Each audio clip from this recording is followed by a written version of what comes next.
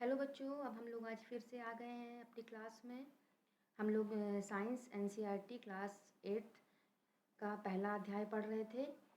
इसमें क्रियाकलाप 1.2 हम लोग देखने वाले थे, है ना। इसमें हम लोग क्या करने वाले थे, दिखाने वाले थे कि जो खाद है, उर्वरक और बिना उर्वरक या बिना किसी खाद के पौधे में क्या अंतर होता है अगर उसकी वृद्धि हम लोग करें, है ना। या तो हम उसमें जैविक खाद मिला दें तब क्या फ़र्क पड़ रहा है, उर्वरक मिला दें तब क्या हो रहा है, और कुछ भी ना मिलाया जाए मिट्टी में तो पौधे की वृद्धि में क्या फ़र्क पड़ रहा है, हम इस क्रियाकलाप में देखने वाले हैं। क्रियाकलाप 1.2। इसमें हम मूंग अथवा चने के बीज लेते हैं और उन्हें अंकुरित करते हैं, पानी में भिगो करके रखते हैं और अंकुरित कर देते हैं। जब अंकुरित हो जाएंगे तो इनकी नवोद्भिद हम लोग छांट लेंगे, 3 एक ही आकार के, है ना, और इनको 3 गिलास में ले लेंगे। अब तीनों गिलास में ABC निशान लगा देंगे। अब जो ए गिलास है जिसमें हमने ए लिखा हुआ है उसमें थोड़ी सी मिट्टी डालेंगे और इसमें गोबर की खाद मिलाएंगे, जिसको हम लोग जैविक खाद कहते हैं, जो हमने बताया था आपको घरों में गड्ढों में कचरा, जैविक कचरा डाल के बनाई जाती है। दूसरी क्लास में बी निशान लगाएंगे, बी लिखेंगे और उसमें भी समान मात्रा में मिट्टी डाल देंगे जितनी हमने ए में डाली है। उसमें थोड़ा सा यूरिया, यूरिया क्या है, रासायनिक जो खाद है, उर्वरक, वो मिला देंगे। और फिर गिलास सी, एक गिलास में तीसरी वाली में सी लिखेंगे और इसमें कुछ मिट्टी डाल देंगे उसी के बराबर, और कुछ भी और नहीं मिलाएंगे मिट्टी के साथ में, है ना। अब इसमें पानी की समान मात्रा तीनों में डाल देंगे और सुरक्षित स्थान पर इनको रख देंगे, प्रतिदिन इनमें पानी देते रहेंगे। 7 से 10 दिनों के बाद हम वृद्धि नोट करेंगे। ये चित्र में देखिए आप, 1.3 का बी देखिए, खाद में उर्वरक के साथ पौधों की वृद्धि। हम देख रहे हैं ए में वृद्धि हो रही है, बी में उससे अच्छी वृद्धि हो रही है, लेकिन सी में बहुत कम हो रही है। इसका मतलब जो हमारी खाद उर्वरक है उससे भी पौधों को पोषक मिल रहे हैं, और लेकिन जो मिट्टी प्लेन है जिसमें हमने खाद उर्वरक नहीं मिलाया है उससे पौधों को पोषक उस मिट्टी से कम मिल रहे हैं, इसलिए पौधों की वृद्धि कम हो रही है। जैसे हम लोग हैं, हम लोगों को अच्छा भोजन मिलेगा तो हमारी वृद्धि अच्छी होती है, विकास अच्छा होता है बच्चों का। इसी तरह से पौधों को भी अगर पर्याप्त मात्रा में पोषक तत्व मिलते हैं, जल मिलता है, तो उनकी अच्छी वृद्धि एवं विकास होता है। तो क्या तीनों गिलासों में पौधों में वृद्धि की गति एक समान है? हम लोग इस क्रियाकलाप को घर पर भी करके देख सकते हैं, है ना। तो हम देखते हैं कि किस क्लास में सबसे अच्छी वृद्धि हुई है और किस में सबसे कम हुई है, ये हम अभी देख चुके हैं। अब उर्वरक क्या है? उर्वरक रासायनिक पदार्थ हैं, जो हमने यूरिया डाली थी वो उर्वरक है, जो विशेष पोषकों से समृद्ध होते हैं। वे खाद से कैसे भिन्न हैं? उर्वरक का उत्पादन फैक्ट्रियों में किया जाता है, जबकि खाद को हम लोग घरों में ही बना लेते हैं। उर्वरक के कुछ उदाहरण हैं urea, ammonium sulphate, superphosphate, potash, NPK, nitrogen, phosphorus, potassium. ये सब क्या है? हमारे उर्वरक हैं, रासायनिक पदार्थ हैं। इनके उपयोग से किसानों को गेहूं, धान तथा मक्का जैसी फसलों की अच्छी उपज प्राप्त होती है। परंतु जो उर्वरक होते हैं इनका अगर हम अत्यधिक उपयोग करें तो मिट्टी की जो उर्वरता होती है उसमें कमी आ जाती है, क्योंकि रसायन जो है वो मिट्टी को नुकसान पहुंचाते हैं। यह जल प्रदूषण का भी स्रोत बन जाते हैं, क्योंकि जब वर्षा होती है तो खेतों की मिट्टी बह करके नदियों तालाबों में पहुंचती है, तो उस मिट्टी के साथ में ये जो रासायनिक पदार्थ उर्वरक हैं ये भी जल में पहुंच जाते हैं, नदियों तालाबों में, और जल प्रदूषण का कारण बन जाते हैं। अतः मिट्टी की उर्वरता बनाए रखने के लिए हमें उर्वरकों के स्थान पर जैविक खाद का उपयोग करना चाहिए, अथवा 2 फसलों के बीच में खेत को कुछ समय के लिए बिना कुछ उगाए खाली छोड़ देना चाहिए, ताकि मिट्टी जो है प्राकृतिक रूप से अपने पोषकों को अपने अंदर स्थापित कर ले। खाद के उपयोग से मिट्टी के गठन एवं जल अवशोषण क्षमता में वृद्धि होती है। खाद से मिट्टी अच्छी हो जाती है, इससे मिट्टी में सभी पोषक तत्वों की अपने आप प्रतिपूर्ति हो जाती है खाद से। मिट्टी में पोषकों की प्रतिपूर्ति का अन्य तरीका है फसल चक्रण, है ना। मतलब हमने एक बार में अगर एक फसल उगाई, खेत में एक किस्म की फसल उगाई, है ना, और उसके बाद एकांतर क्रम में हम दूसरे किस्म की फसल अगली बार उगाएं, है ना। पहले उत्तर भारत में किसान जो थे वो फलीदार चारा एक ऋतु में उगाते थे तथा गेहूं दूसरी ऋतु में उगाते थे। इससे क्या होता था, मिट्टी में नाइट्रोजन जो होता था उसका पुनः पूरण हो जाता था, राइट।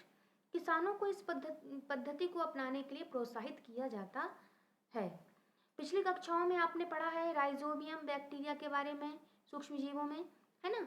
इसमें फलीदार पौधे जो होते हैं, जो लेग्यूमिनस पौधे होते हैं, इनकी पौधों की जो जड़ें होती हैं उनमें ग्रंथिकाएं पाई जाती हैं, और इन ग्रंथिकाओं में राइजोबियम नामक जीवाणु बैक्टीरिया पाया जाता है, जो वायुमंडलीय नाइट्रोजन का स्थिरीकरण करता है।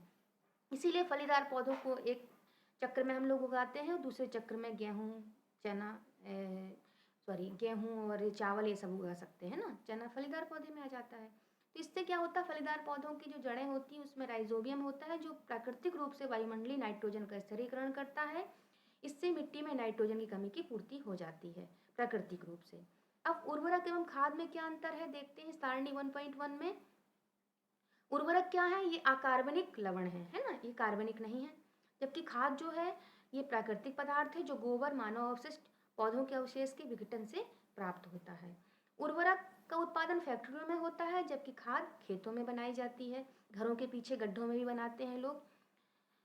उर्वरक से मिट्टी को ह्यूमस नहीं मिलती है। ह्यूमस क्या है, ह्यूमस एक प्रकार का कार्बनिक पदार्थ है जो मिट्टी की जल धारण क्षमता को बढ़ाता है, नमी को बढ़ाता है ना, और इसके अंदर सूक्ष्म जीवों की वृद्धि को बढ़ाता है। और खाद से मिट्टी को ह्यूमस प्रचुर मात्रा में प्राप्त होता है। उर्वरक में पादप पोषक जैसे कि नाइट्रोजन, फास्फोरस तथा पोटेशियम प्रचुरता में होते हैं, जबकि खाद में पादप पोषक तुलनात्मक रूप से कम होते हैं। पोषक कम होते हैं लेकिन ये मिट्टी को नुकसान नहीं पहुंचाता है। सारणी 1.1 में उर्वरक एवं खाद के बीच में अंतर बताए गए हैं। अब खाद से बहुत से लाभ होते हैं, देखते हैं हम क्या क्या लाभ होते हैं। क्योंकि खाद जो होती है उर्वरक से अच्छी मानी जाती है। इसका कारण क्या है, पहला है इससे मिट्टी की जल धारण क्षमता में वृद्धि होती है क्योंकि ह्यूमस बहुत ज़्यादा मात्रा में इससे बनता है।